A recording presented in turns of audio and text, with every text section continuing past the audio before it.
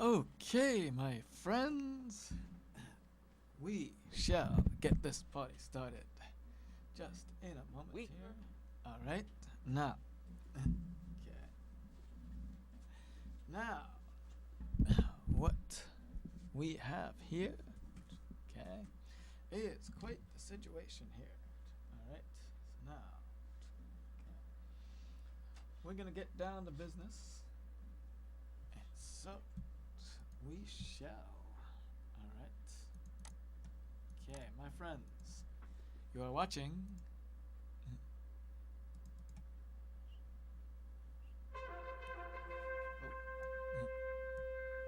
Political Point Magazine.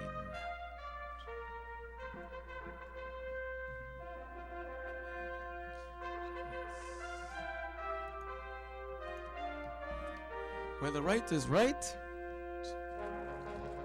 and the left, well, left is always on the wrong side of history. Why? Because political minds want to know. So enjoy a conservative point of view. And let's talk pea soup.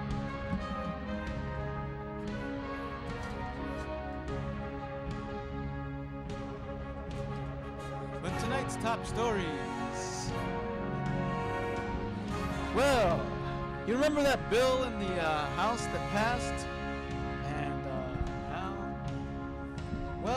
now we have a political football going around. Political football game going here. Because it went through in the House and then it passed in the Senate. Well, it went to the Senate. And, there's a tight story on that. It's going back and forth now.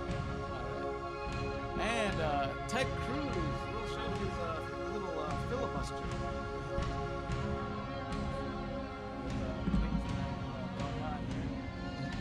Alright. And you remember General David Petraeus? He now is a professor at New York University. And he got kind of harassed by some students. Alright. And Obama speaks in front of the UN, and the UN makes a deal with Syria. We'll tell you about that.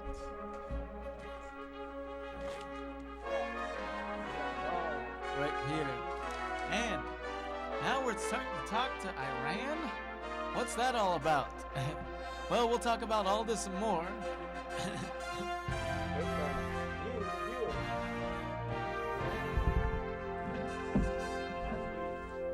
Coming to this Monday.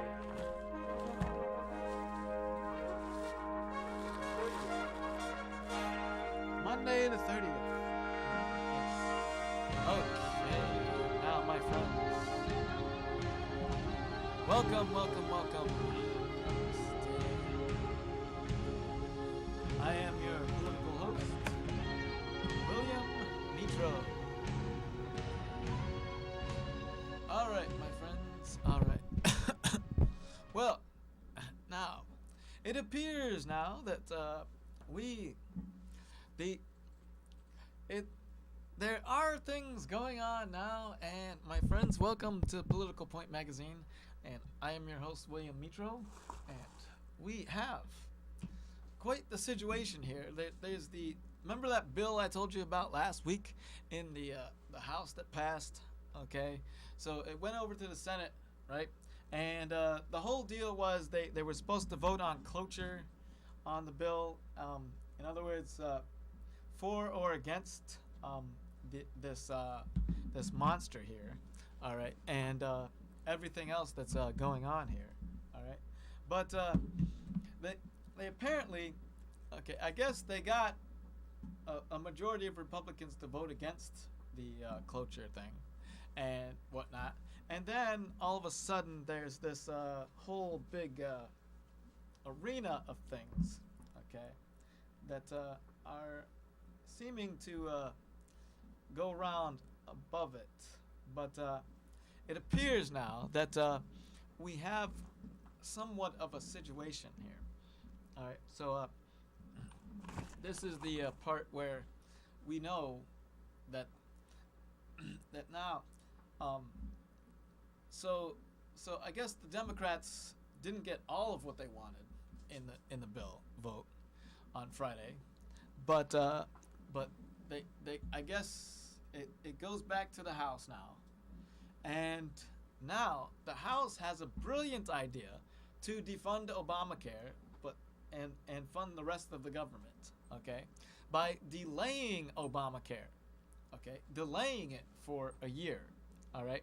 So in, delay the employee mandate, okay. Now there's been 36 delays already with this thing, and now we find out that Obamacare isn't going to be ready um, tomorrow, October 1st, okay, when it's said to kick in. Now it's going to be delayed until January, okay. But if the House takes it apart now and and strips Obamacare out of the bill, delays it for a year, okay, and then funds the government, okay, now funds the government, but then it goes I guess it might go back to the Senate, or it might go to the president's desk.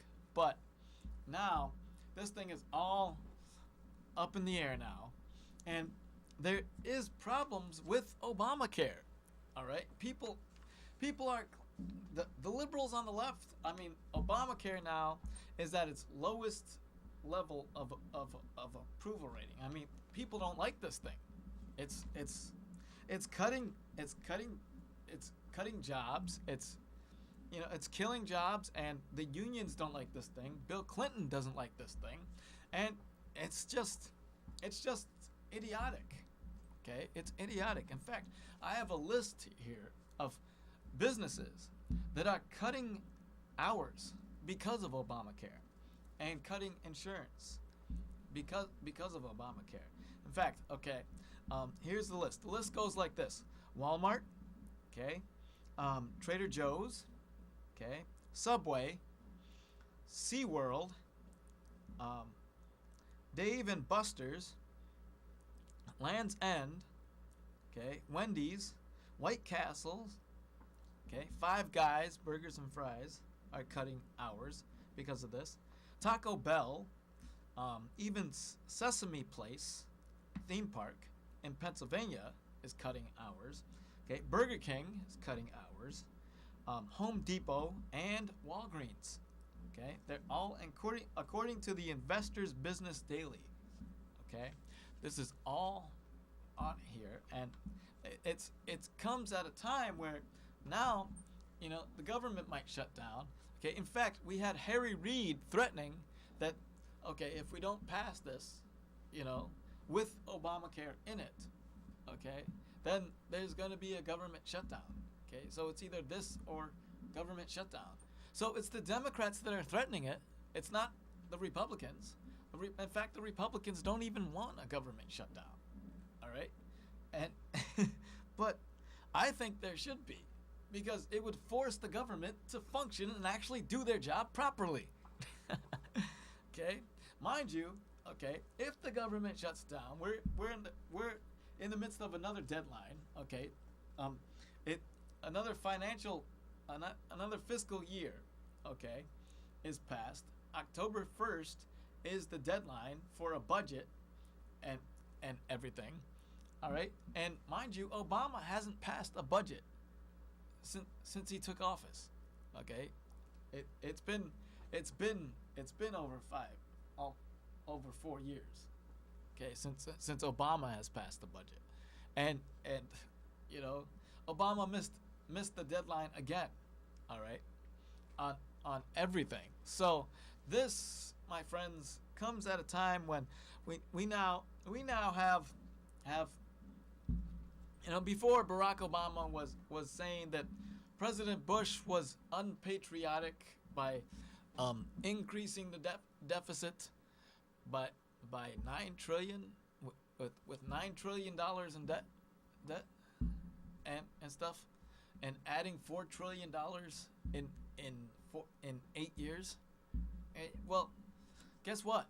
Obama has added 7 trillion, or close to 9 trillion. Yeah, close to 9 trillion in over 4 years. Yeah, four and a half years. All right. So now we have a deficit of close to 17 trillion. In fact, the total number of total public debt under Obama, okay? Under Obama, the federal budget deficit.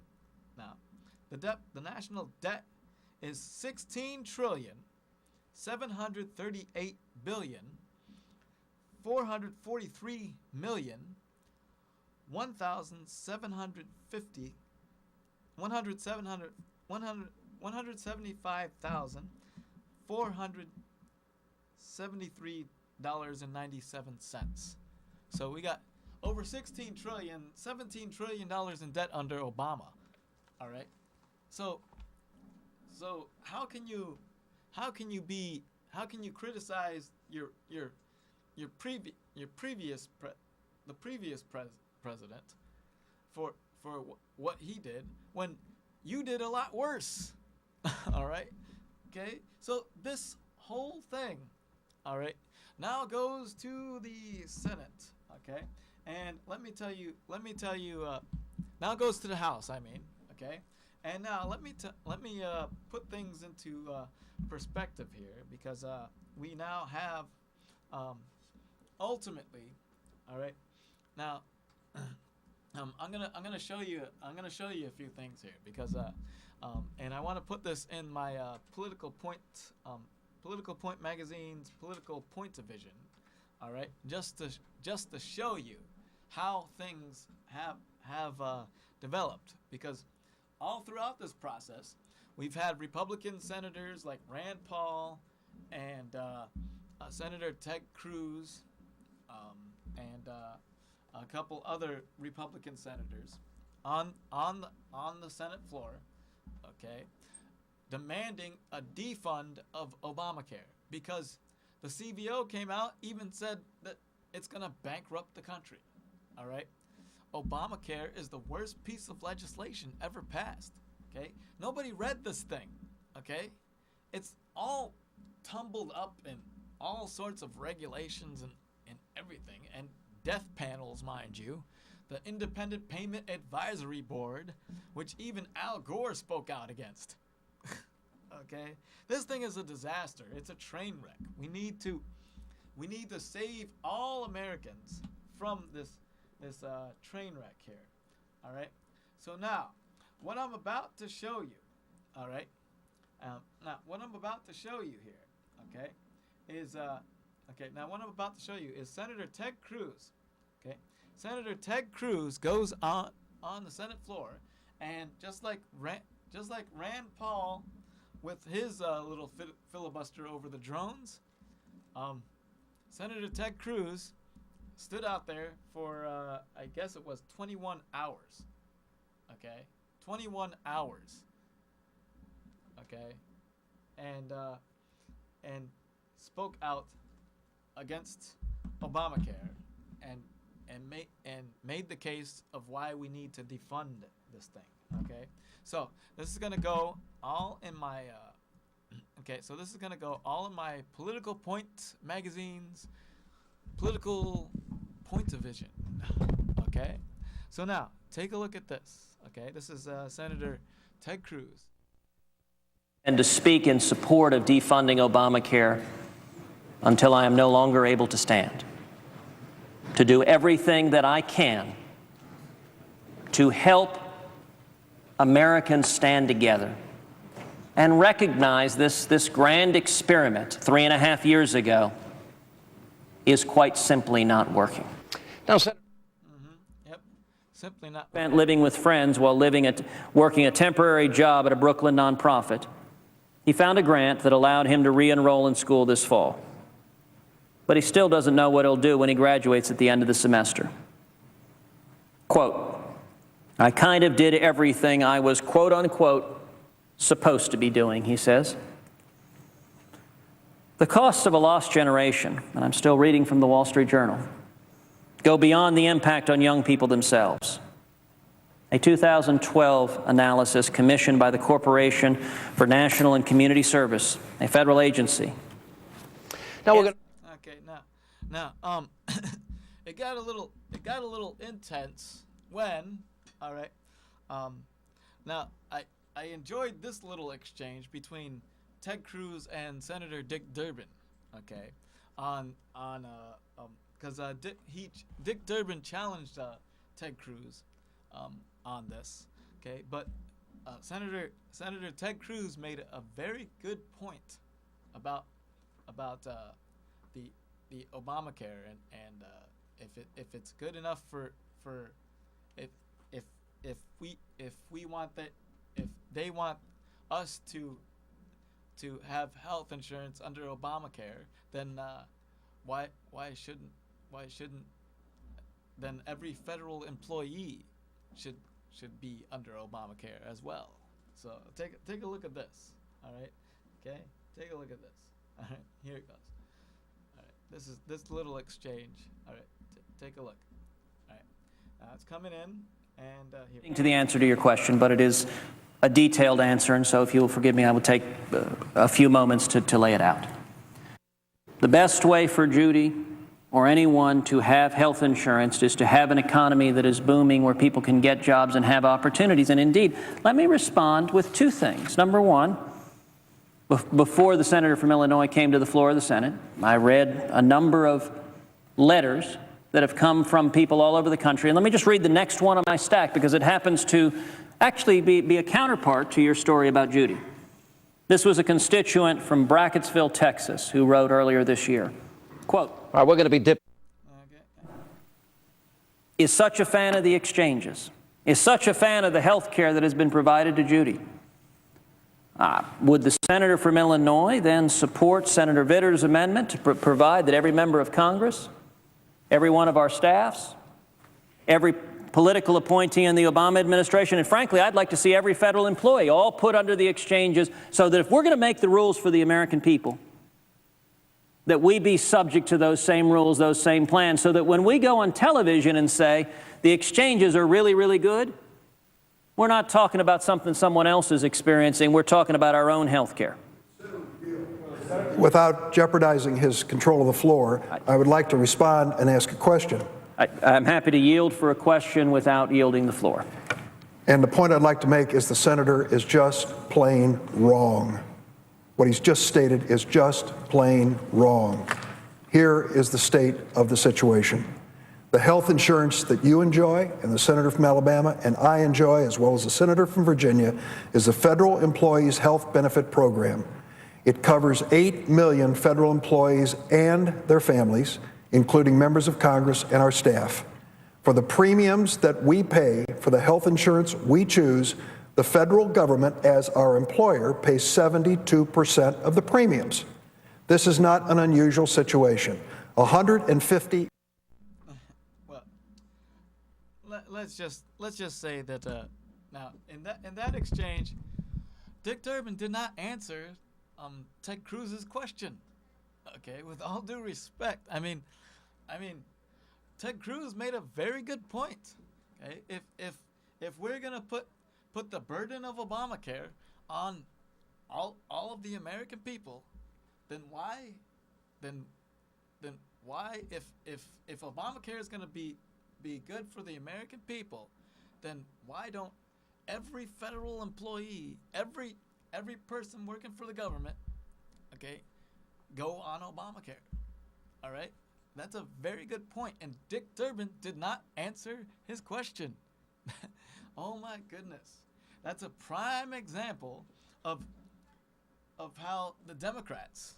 Okay, now Dick Durbin's a Democrat from Illinois, all right, and this is a prime example of how the Democrats want to try to march their way around the issue and try to just dodge the issue and drink the Kool-Aid. All right, because I mentioned before when Dick Durbin was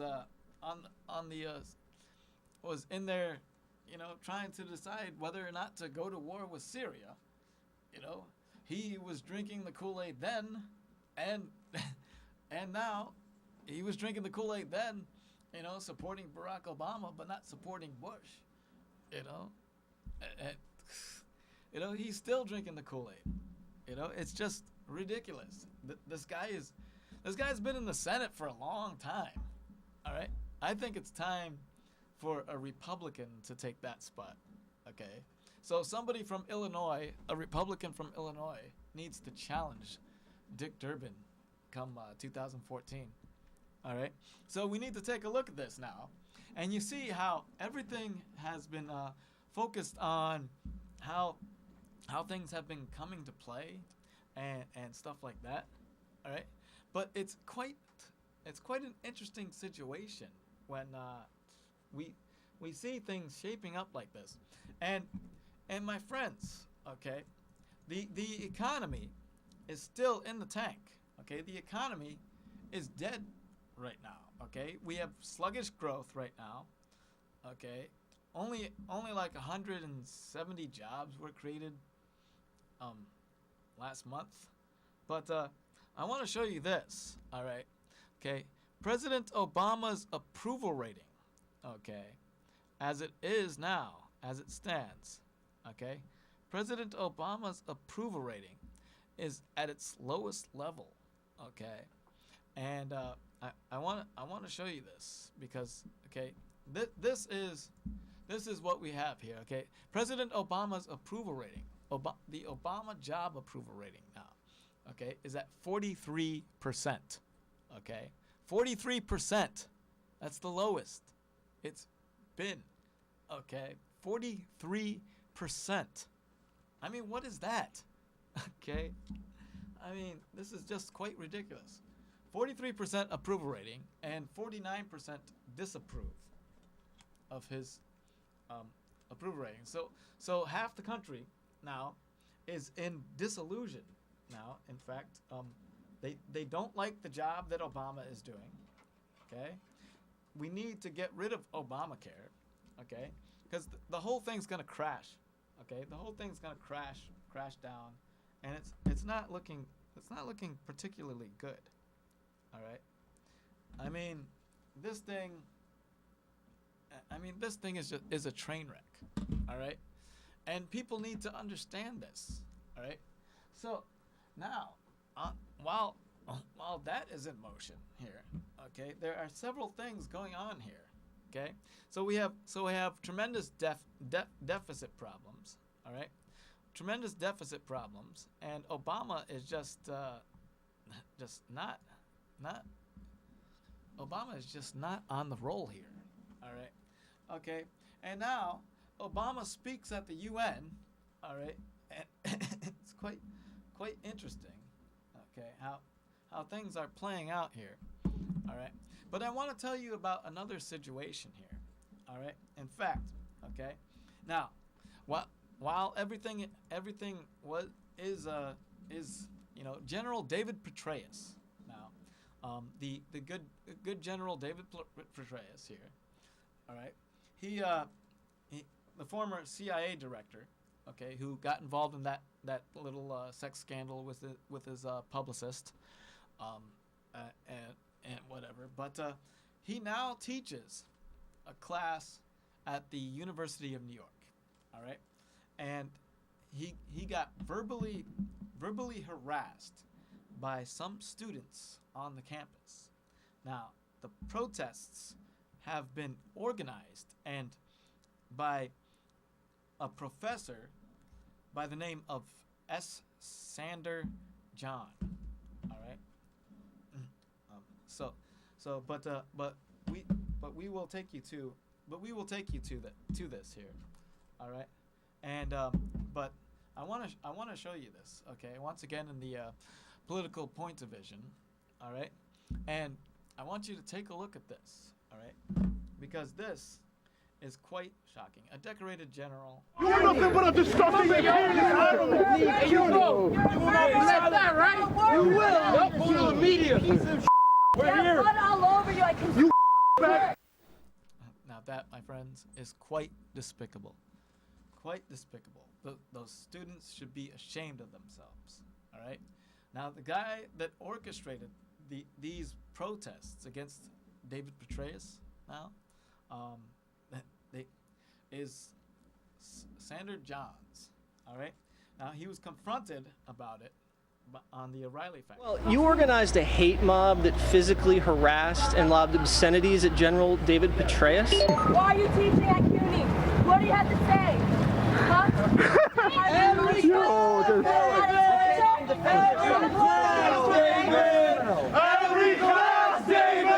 Students and faculty at the City University of New York are not okay with a death squad organizer and somebody who organized drone attacks. So you're accusing General David Petraeus of war crimes and personally torturing people. Do you have any facts to back that up? The Guardian newspaper has amply documented that David Petraeus brought to Iraq Colonel James Steele, who had been closely associated with the Atlacatl Battalion, which in El Salvador carried out the El Mozote massacre, which exterminated an entire village. I don't think those are actually facts. I think you're citing a left-wing magazine in... Oh, man.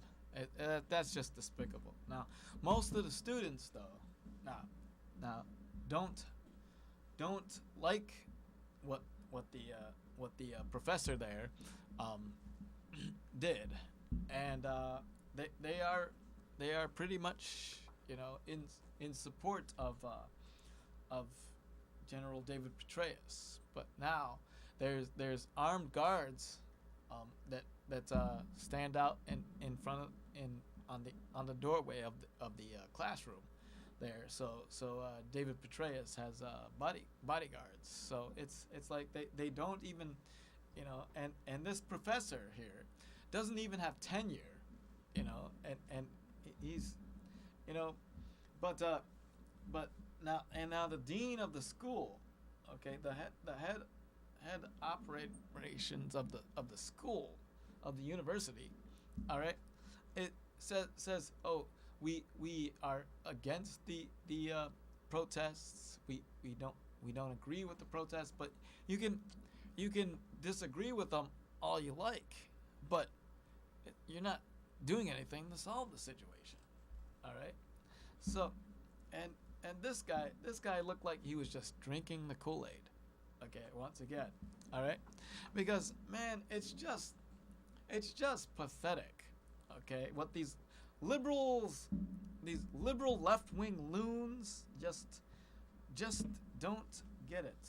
All right, it's just ridiculous.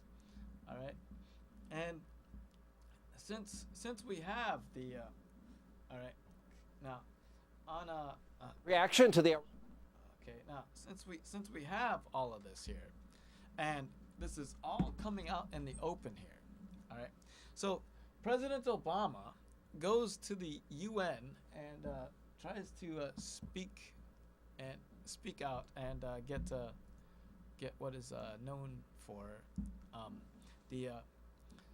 but as you can see there, okay, the president went to the UN and had his little meeting here, all right, and it's quite interesting what the okay, Obama at the UN, and it seems to me like now as this comes into play, okay, we see now that the UN has struck a deal with Syria. In fact, let me read this. All right, this was in the USA Today, and okay, as we have been striking this deal here, all right, but President Obama, okay, spoke at the UN, all right, and I want to show you some of what he said. And here with... Okay, some of what he said, but first, okay, we get into okay, the UN strikes a deal with Syria. Okay, now, and take a listen to this. Okay, military action still a possibility. Okay, in this. Okay, now after weeks of wrangling, okay, the 5 permanent members of the United Nations Security Council reached an agreement to reached an agreement and reached an agreement that could open up Syria to military attack if it fails to dismantle its chemical weapons and stockpiles. Okay, the UN. Okay, now Britain's UN ambassador Mark Lyle Grant, okay, Thursday said Thursday that Britain, France, the United States, Russia, and China agreed on a binding and enforceable draft resolution to eliminate Syria's chemical weapons. Okay, now the resolution will include a provision that would allow the nation to return to the Security Council to seek enforcement measures should Syria fail to destroy or turn over its chemical weapons, according to the diplomats who spoke to the Associated Press. Okay, now, is this plan going to work? Okay, I don't know about that. Okay, but if it does, though, okay, okay, if it does, it will be pretty amazing, because that side of the world is quite interesting, because I don't think that okay, so what we're seeing here is quite the flip here. All right, now the so it just goes to show you that that we need to make an impact. Okay, but our foreign policy is just quite a disaster. Okay, now President Obama, starting with President Obama's apology tour, to the Arab nations and everything else, okay, that has been going on. All right, it's just weird. Okay, it's just not connecting. All right, so terrorism is rampant now. We just saw that terrorist attack in that mall in that country over there. It's just ridiculous. All right, terrorism is rampant now. We haven't killed Al Qaeda. We haven't even crippled Al Qaeda. And now the president is talking to Iran. All right, can we really trust this? I mean, take a look. We have, there we have Secretary of State John Kerry with Iran, and with the president of Iran, the new president of Iran, by the way. All right, and this is quite amazing. So now we finally step up and talk to Iran. All right, which I think is quite interesting, because now, all right. So you see, this guy is the new president of Iran. All right. Now, after more than 30 years, okay, of acrimony, okay, Iran and the U.S. emerge from a sit-down, okay, ready to jumpstart talks toward inspection of Iran's nuclear program. Okay, and participants said now the Manhattan meeting, okay, at the UN, okay, but between Secretary of State John Kerry, excuse me, and Iranian counterpart Javad Zarif. Okay, I hope I'm pronouncing that right. Okay, along with representatives of other nuclear nations, marked the first time in 6 years top U.S. and Iranian diplomats sat down to discuss the rogue state's nuclear ambitions. Okay, now Kerry said that he heard a very different tone, okay, from Iran during this little meeting here. Okay, now the meeting. Okay, now, yep. Now this is what Kerry said. Kerry said we've agreed to try to continue a process and find a way to answer the questions the people have about Iran's nuclear program.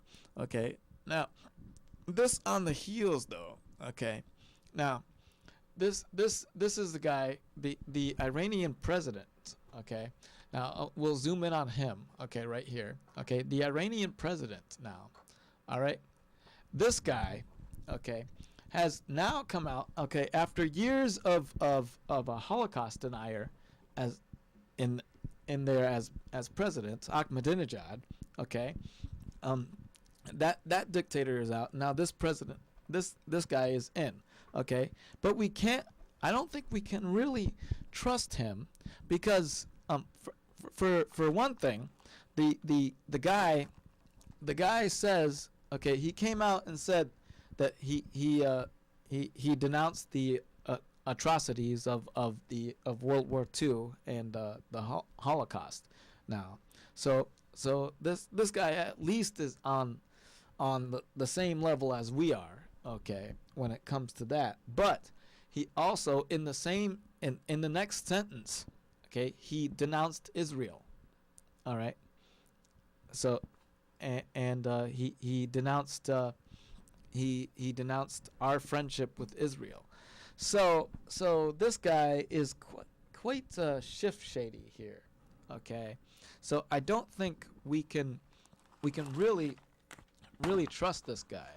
Okay, I mean, it's not. I don't think we can really trust this guy. All right, but we'll see. All right, but now, okay, and you remember that Obama was the one. Okay, Obama was the one that actually. Now Obama was the one that. Okay, now Obama was the one that said all throughout the election. Okay, all throughout the campaign. Okay, in 2008. Okay, in the campaign of 2008, he said he would talk to Iran. Okay, he would talk to Iran. Okay, but there were no talks during his first term in office. Okay, with Iran. Instead, there were sanctions. Okay, but the sanctions weren't working because Ahmadinejad, who was president at the time, still pursued his nuclear ambitions, and still threatened Israel, threatened to wipe Israel off the map, all right? And now we have this guy, all right, to deal with there. Now, and I'm saying, what is that all about, all right? I really don't know, okay? So with that, my friends, I will take it to the phones, all right? Okay. So if anybody is paying attention here, okay, you know what to do, and let's focus on the issues here, all right? So let's focus on the issues at hand here, all right? Okay? So it's 272-3835 is the number, okay? And so while I'm waiting for calls here, okay, we know that, I want to speak more directly about Iran. Okay, now we've been dealing with Iran for a long time, and now, and this, my friends, is quite the miracle. Okay, that we actually now have a dialogue. It's just weird. All right. So you're on the air. What's on your political mind? Artie. Hello. Hey, I just want to say that today I read online that there was actually a matter of translation between their language and English, where what's his name, Abinadab. Well, I know I'm not pronouncing that correctly, but denying that there was a Holocaust. Yeah, Ahmadinejad was the former president. Translation of the word from English, from their language to English. Yes. But the matter is, but he wasn't really denying that the Holocaust ever happened, is what came out online. And but there was a mistranslation between their language and the English language. So one of the translators made the mistake there, and so I think that's what that was. I just wanted to say that. No, I think So, what you thank you very much. actually I think what you're talking about is it's no the translation. Okay, now in their language. Okay, I know exactly what you're talking about. It wasn't Ahmadinejad though. Okay, Ahmadinejad was the guy that denied the Holocaust and stuff. But now this guy, okay, we zoom in on him. Okay, this guy is now the president, and and he's the one that said that he believes the Holocaust existed, and he denounced that, and then on one of the stations tried to take it back and say that he didn't say that, but then it was discovered that he actually did say that. All right. So what's on your political mind? Hello. Yes. Again. Yes. I also want to say that no matter what happens in all the politics, I believe that the Bible is true. The prophecies that were spoken in the Bible are going to take place. No matter if the person is friendly looking, nice looking, honest looking, deceitful, or whatever, I think that we're rolling like a roller coaster towards the time when some certain person is going to actually gain authority over all the nations, and he's the Antichrist. And what Jesus said in the book of, in each of the Gospels, he said, when you see all the nations gathered against Israel, be sure that you know that the end is very, very soon like that. And he said, nobody knows the hour or the day, not even the Son of Man knows, but only my Father which is in heaven. But he said, when you see these things all coming to pass, then you can be sure that the time is very soon, but not yet, he said. Mm-hmm. And so I just want to say that no matter who gets into rule, they're not going to stay in rule unless they're going to be fulfilling the things that are written in the Bible. And there's no human being or no group of people that's going to force them to obey the Bible, but God is doing it. And it's between the powers of principalities in high places, both good and evil. But God's word will triumph, and just remember, whosoever calls upon the name of the Lord shall be saved. Mm-hmm. So thank you. All right. Thank you for your call. All right. So now we hear all that, and now it's time now to seriously consider what things have been coming into play here. All right. So and now, so 272-383-35 is the number. All right. So who else out there is paying attention? All right. I seriously want to know. All right. Okay. We need your thoughts, your dialogue here. All right. All right. So, all right. So what's on your political mind? All right. Mind you, now, okay, like I said, there is deadlines to meet here. All right. And we need to follow our path here. So, like I said, with Obamacare, it's going to bankrupt the nation, okay? Now, seriously, this is why we need to vote Republican, okay? Now, while I'm waiting for calls, I want to bring up a particular thing here, because during the campaign of 2008, okay, and 2012, now you all know I'm a registered Republican, all right? I'm a registered Republican, but all throughout those elections, okay? Those elections, mind you, okay? I supported and campaigned for McCain in 2008, and I campaigned for Romney in 2012, all right? But now, okay, but this is the thing that totally got me going, okay? Now, in a letter to Senator John McCain, all right, in a letter to Senator John McCain, all right, I wanted to get into.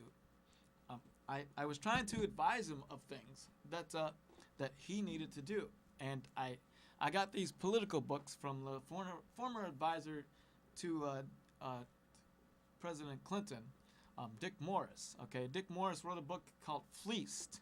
All right, now, and in this letter, I tout the book Fleeced, and I sent that to Senator McCain while he was on the campaign trail. Okay, but in this letter, I say to him, to save you some time, I am highlighting some of the important points from the book Fleeced to help you get started with the proper exposure. All right. Now, let's start with how disastrous. Okay. Now, all these predictions came true. All right, mind you. All right, because all throughout this, okay, I list off all the things that will happen if Barack Obama became president, and this was back in 2008. Okay, now let's start with how disastrous it would be if Barack Obama takes office on Inauguration Day, January 2009. Okay, if Barack Obama becomes the next president. Okay, I'm saying this to Senator John McCain. All right, if Barack Obama becomes the next president, okay, he would be accompanied by an overwhelming Democratic majority in both houses of Congress. It is believed that as many as 58 Democrats would be elected to the Senate, and the Democrats would extend their domination of the House. Okay, it would be awfully hard for our Republicans to summon up 40 plus votes they would need to sustain a filibuster and stop Obama from fulfilling his liberal agenda. All right. Now, we would be faced with a Borg president commanding his collective Borg Congress. And that's exactly what happened. All right. With everything from the stimulus package to Obamacare, that's exactly what happened. All right. The Democrats in both houses of Congress in his first 2 years as president gave him basically what he wanted. He left it up to Nancy Pelosi and Harry Reid, to put together the stimulus package and put together the Obamacare disaster. All right? Total disaster. It was total disaster. All right. What's on your political mind? Hello. As far as Obamacare goes, there isn't any answers to the whole situation anyways to begin with. Yes, there so is. he's trying to do what he can do. Yes, there is. No. He's trying to change. He's trying to change the law. He's trying to change the law and change the rules, which he can't do. There's nothing anybody can do. He's trying to change. He's trying to change the rules. He's already made 36. He's already made 36 delays. He's already made 36 delays. Nobody's presenting any better ideas. Yes, they are. If anybody presents any better ideas, yes, they are. I'm sure he would look at it. Yes, they are. Yes. No. No. But nobody's giving him any ideas. Yes, they are. Yes, they are. Let me. There isn't anything that can be done. Yes, there is. Yes, there is. Listen. It's like a roller coaster. No, listen to me. Listen to me. Listen to me. Listen to me. It's going to be just like the Bible says. That's all there is. No. Listen to me. Listen to me. The Republicans Republicans have already proposed. You have to stop repeating yourself. No, the Republican. Okay, I'm going to hang up now. Okay, listen.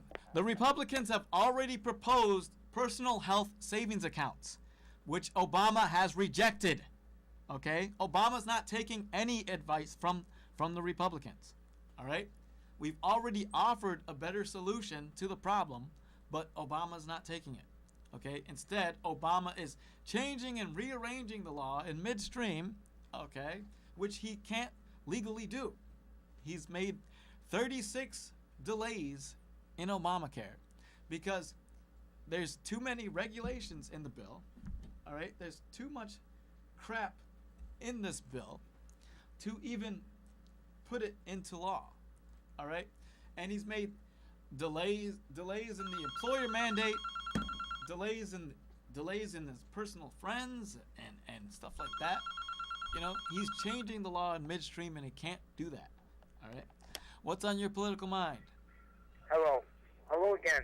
Well, I just want to say, first of all, the problem is with the medical industry, and the reason why we need any kind of a Obamacare or any other kind of care is because the medical industry is like a wild horse running without a bridle and no control, and they're just a bunch of gold diggers. And this is the problem. And I tell you, Governor Patrick of Massachusetts had a better idea of putting a cap upon medical expenses. No, you can't do that. But there's no control over these medical people, and not only that, they got even people in court cases. The judge is afraid to make any judgments without stepping on the medical people. They're going to say, well, we got medical reasons why yes or no or something like that. And even a judge can't make a decision morally because he's going to be attacked by the medical industry.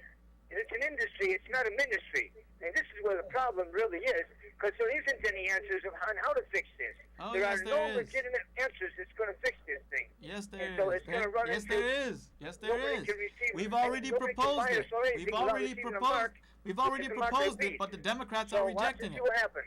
We've I'm going to hang up. Thank you. All right, we've already proposed it, but the Democrats are rejecting it. Okay, the Democrats are rejecting it, and this bill is a disaster. All right, too much regulations went into this thing, and it's too much of a disaster. All right. Okay. So this is what we need to do. All right. All right, so this is what we need to do. We need to defund Obamacare, at least delay it for the next year. All right? Yep, that's right. Okay? All right, so we need to delay Obamacare, make it just delay the whole thing, you know, for a year. So the Republicans have this idea now to take it to the next level and delay it for a year, because it goes back to the House. All right, and this thing is just quite idiotic. Okay, it's quite idiotic. All right, yep. So what is needed to be done? Okay, so on this note, man, it's just ridiculous the way things are going down here. All right, okay. So, on that note, I'm going to take it to, okay, I got time for one more call, all right, if you are ever so inclined here, all right, but one last call, and then I'm going to take it to the last words of the night, all right, okay, if you are paying attention here. Now, we do need to do something about this train wreck, okay, that is Obamacare, all right. You know, it's killing jobs. It's going to add trillions to the deficit. It's a tax on us, okay? It's not good. It's a tax, okay? And my friends, this is just not the way we should be running things, all right? Okay? So, on that note, man, I'm going to take it to the last words of the night, okay? As I try to bring up something quite interesting here.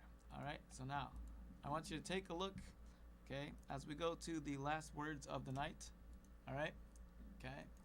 I thank you for all of your calls here. All right.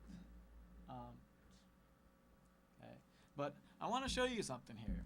Okay, and this is quite now. A lot of people don't know that I actually have a family here. Okay, and so I'm gonna show you like my first son, okay, and I like this truly here. All right, so all right, no, that's not the picture I wanted. Okay, let me stop that and go through. Okay, now I have a picture collection here. Okay, which I want to show. All right, now we take a look. Oh, there he is. Oh my goodness. Let's move forward here. All right,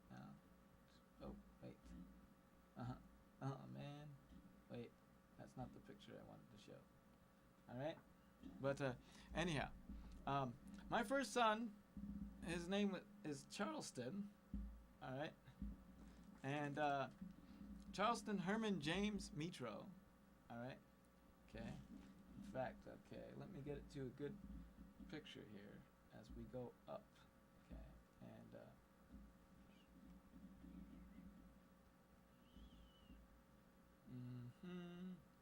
all right.